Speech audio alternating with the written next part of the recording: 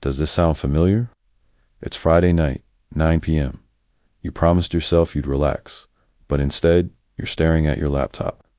A work email from your boss, Gavin, said when you get a chance. But you know that's code for right now, or else. This was Martin's life, every single day. He was a master at his job, a kind partner, but he was trapped in a constant cycle of trying to please everyone. His partner, Simone, saw it clearly. "You're not here, Martin?" she told him one night. "You're in a spreadsheet. You're in Gavin's head. You're in next week's total list." She asked him a simple, shattering question.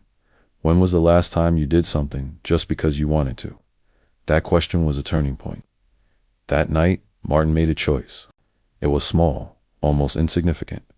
He closed his laptop. He decided to watch a movie with Simone instead of finishing Gavin's project. He chose his partner.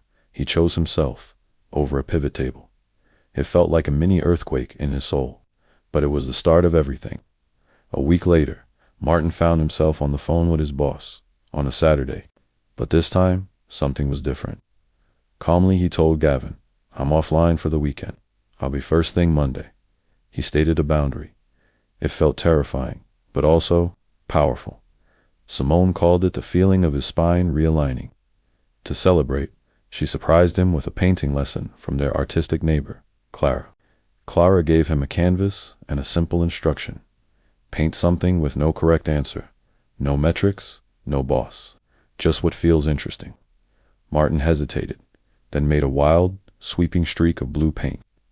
It wasn't perfect, it wasn't for anyone else, but it was his. For the first time in forever, the nonstop tape in his head, the one that constantly worried, "What if they don't like it?" went silent. A new question emerged.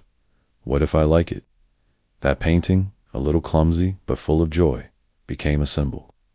Each time Martin chose himself a walk with Simone over a panicky mail, reading a book instead of checking his phone, it was like a brick falling from the wall of the prison he'd built for himself, a prison made of other people's expectations.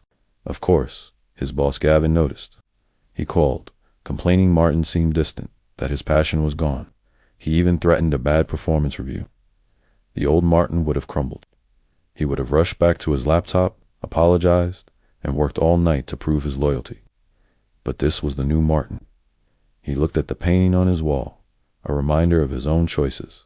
He told Simone, "For years, I built a cathedral of approval. Every yes, every late night was another brick. I thought it would protect me, but it was a cage. Choosing that movie was like pulling out one brick. Choosing to paint was like opening a window.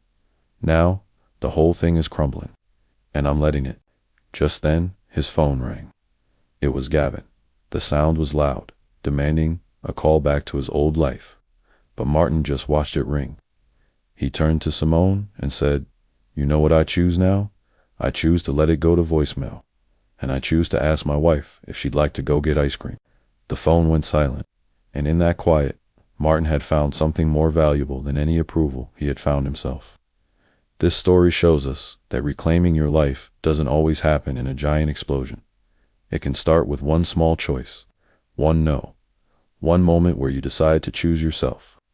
What small choice can you make for yourself today? Thanks for watching, and if this story resonated with you, don't forget to like and subscribe for more.